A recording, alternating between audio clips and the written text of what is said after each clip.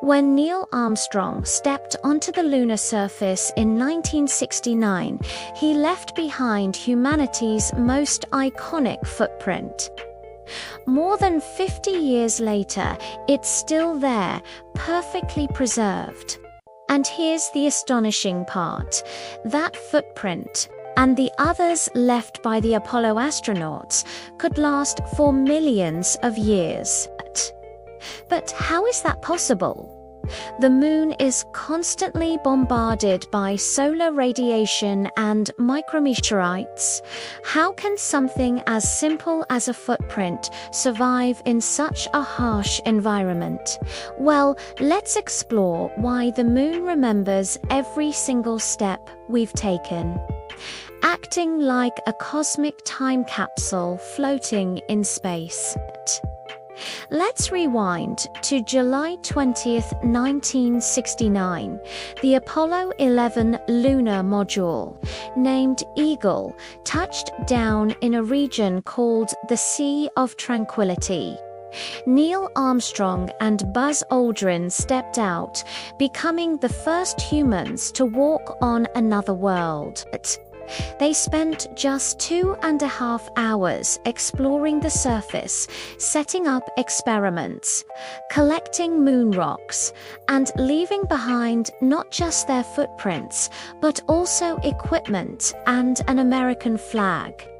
What they couldn't have fully realized at that moment was that their simple steps in the lunar dust would outlast every single monument we've ever built on Earth. Why? Because on the moon, the past is never washed away. The secret lies in the moon's environment, or, more accurately, its lack of one. The moon has no real atmosphere, which means no wind, no rain, and no weather of any kind. Here on Earth, a footprint in the sand might last a few minutes before the wind blows it away or the tide washes it clean. But on the moon, without these forces of erosion, those marks in the fine lunar dust, called regolith, remain undisturbed. They're frozen in time, and they could stay that way for tens of millions of years, unless something dramatic happens. So, what makes this lunar soil so special? It's incredibly fine, almost like powdered glass. If you were to look at a grain of lunar regolith under a microscope, you'd see that it's sharp and jagged. That's because, without wind and water to smooth them down over millennia, the grains stay rough. When the astronauts stepped on this material, the sharp grains interlocked, creating perfect, lasting impressions. NASA scientists even describe it as electrostatically clingy, meaning it sticks to everything: boots, gloves, you name it. This clinginess helps lock the footprints in place, almost like a natural cement. But wait, I mentioned something dramatic could erase them. What's the one thing that could threaten these historic marks? The moon is constantly being hit by tiny space rocks, many smaller than a grain of sand. This process is called space weathering. Each tiny impact chips away at the surface, churning the top layer of regolith. It's an incredibly slow process, a sort of cosmic salad. NASA estimates that the entire lunar surface gets recycled or turned over roughly every 10 to 100 million years because of this constant bombardment. So, eventually, those footprints will fade, but not in our lifetime, or even in the lifetime of our entire civilization. The astronauts didn't just leave footprints either. They left behind a whole collection of human artifacts, cameras, scientific tools, the lower stages of the lunar modules, and even lunar rovers from later missions. In total, there's over 400,000 pounds of human-made material scattered across the moon. Each piece tells a story of exploration, ingenuity, and a moment in history when humanity reached for the stars.